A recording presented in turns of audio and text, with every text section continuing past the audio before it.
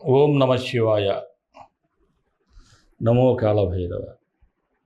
అందరికీ శివరాత్రి శుభాకాంక్షలు. ముఖ్యంగా మన పీఠంలో శివరాత్రిని జరుపుకుంటున్నాం. అయితే మనం శివుని ఎందుకు పూజించాలి? అసలు శివ పరమాత్మలో ఉన్నటువంటి విశేషమైనటువంటి గుణం ఏమిటి? శివుడికి నేచర్కి ఉన్న సంబంధం ఏమిటి? ఇలా ఆలోచిస్తుంటే మనకి ఆదియోగి, ఆది గురువు ఆ శివుడే. శివ అంటే ఎన్నో శుభాలను ఇచ్చేవాడని అర్థం. అందుకే ఆయన్ని పంచాక్షరి మంత్రంతో నమశివాయ అని పిలిస్తే పలికేవాడే శివుడు. ఆ నమశివాయలో పంచభూతాలు కూడా ఉన్నాయి.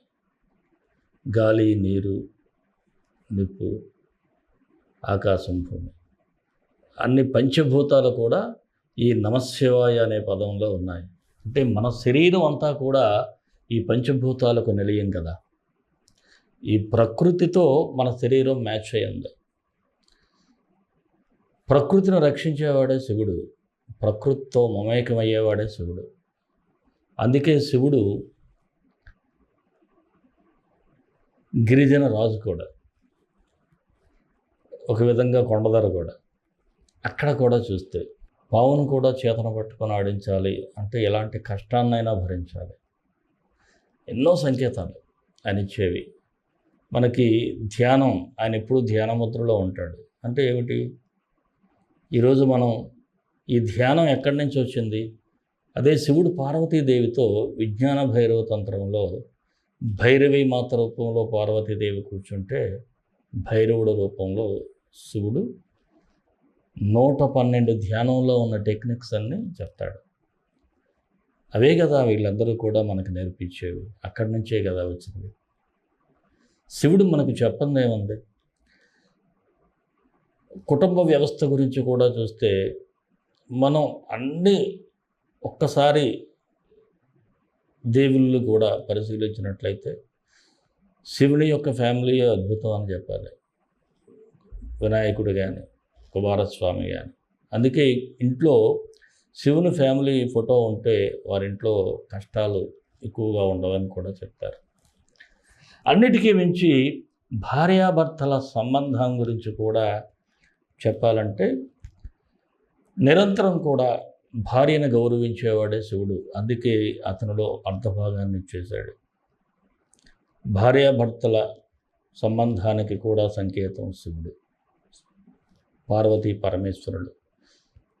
మనకి ఏదైనా పెళ్లి చేసేటప్పుడు కూడా ఆ గౌరీ పూజ ముందుగా చేస్తారు. ఆ పార్వతీదేవి పూజ చేస్తారు. చేసిన తర్వాతే మనకి లక్ష్మీదేవి, సరస్వతి కూడా ఈ పూజ చేశారని మనకి పురాణాలు చెప్తున్నాయి. ఎందుకు అంటే వారి కాపురంలాగే మన కాపురాలు కూడా చల్లగా ఉండాలి. వారిలాగే భార్యాభర్తల మధ్య అన్యోన్యత ఉండాలి. ఒకరినొకరు అర్థం చేసుకోవాలి. ఏ క్షణంలో కూడా భార్యను విడిచిపెట్టకుండా ఉండాలి. భర్త, భార్య ఇద్దరు కూడా బాగుండాలి.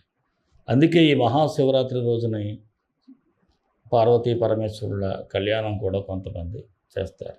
ఇక నటరాజుడు శివుడి గురించి చెప్పాలంటే ఈరోజు మనం నాట్యాన్ని ఇంతగా ఎంజాయ్ చేస్తున్నాం. ఆయనే కదా నటరాజు, నాట్యానికి రాజు. నాట్యాన్ని మనకు అందించింది. మనకి ఏమి ఇవ్వలేదని శివుడు మనం ఆయన గురించి చెప్పుకోలేము. అన్నీ ఇచ్చాడు. త్రినేత్రుడు, 3 కన్నులు గలవాడు. ఇక్కడ 3 కన్నులకు సంకేతం ఏమిటి? మనం ఇక్కడ చూసినట్లయితే 2 కళ్ళు సూర్యచంద్రులకు సంకేతాలుగా చెప్తారు. సూర్యుడు ఆరోగ్యానికి సంకేతం అయితే చంద్రుడు జీవకళకు సంకేతం.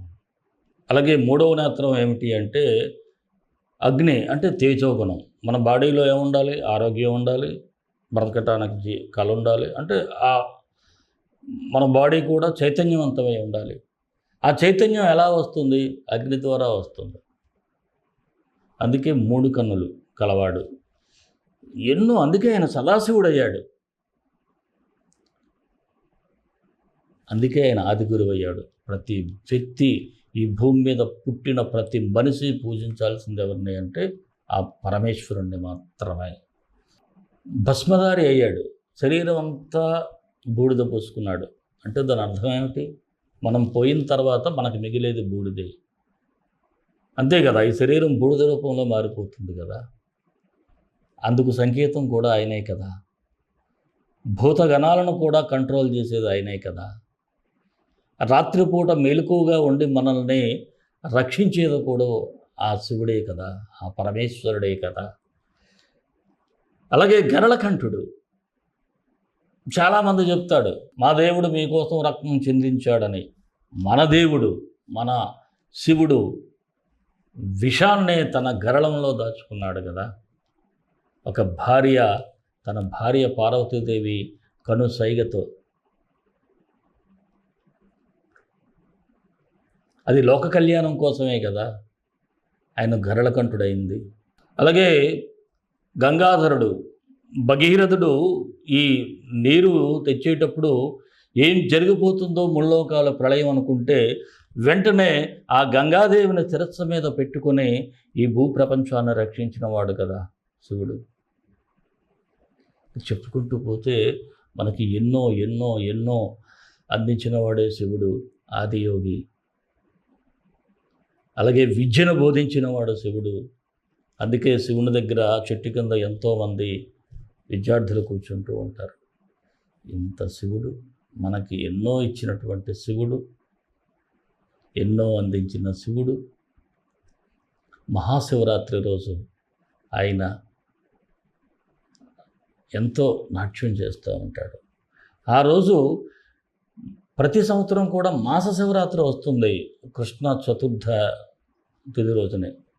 కానీ ఆ రోజు కూడా ప్రదోష వేళలో మనం శివుడిని అభిషేకం అది చేస్తూ ఉంటాం, పూజిస్తూ ఉంటాం, రుద్రాభిషేకాలు చేస్తూ ఉంటారు. కానీ విశిష్టమైనది ఏమిటి అంటే మాఘమాసం కృష్ణ చతుర్దశి. ఈ చతుర్దశి నాడు వచ్చేటువంటి ఈ మహాశివరాత్రి రోజు మనం శివుడిని పూజించినట్లయితే, శివుడిని పూజించడం అంటే ఏమిటి? శివుడికి జాగారణం చేయటం అంటే ఏమిటి? చాలామంది రాత్రి మేలుకొని ఉండటం అంటే సినిమాలకు వెళ్ళటం, పేకాట ఆడటం, ఇవి కాదు జాగరణ చేయటం. ఆయన భక్తిలో మునిగి ఉండటం.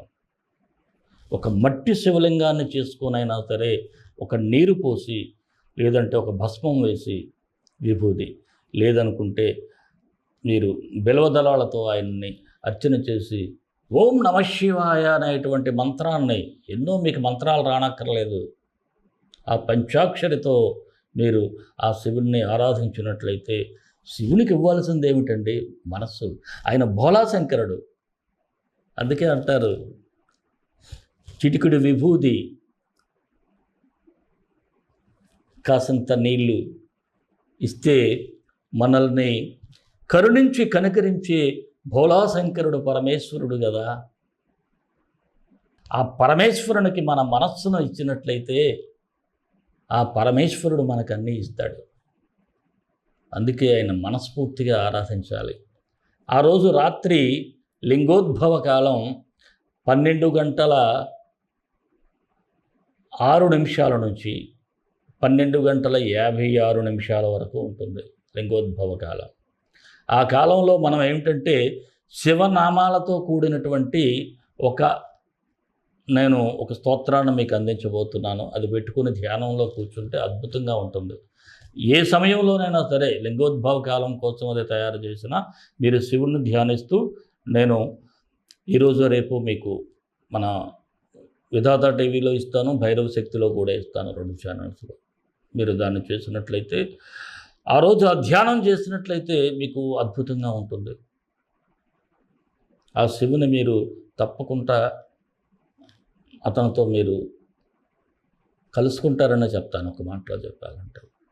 అందుకే శక్తి పార్వతీదేవి, ఆ శివునికి, ఆ శక్తిని శివుడిని కలిసి మనం ఆరాధించినట్లయితే పార్వతీ పరమేశ్వరుని అన్ని సుఖ సంపదలు పొందుతారు. అలాగే మనకి ముక్తి మోక్షం కూడా ప్రసాదింపబడుతుంది. మోక్షం అంటే ఏమిటంటే మోహాలను వదిలేయటం అన్నమాట. పనికి మాలినటువంటి మోహాలనన్నీ కూడా వదిలిస్తేనే మనకు మోక్ష ప్రాప్తి జరుగుతుంది. అందువలన శివుడిని ఆరాధించండి.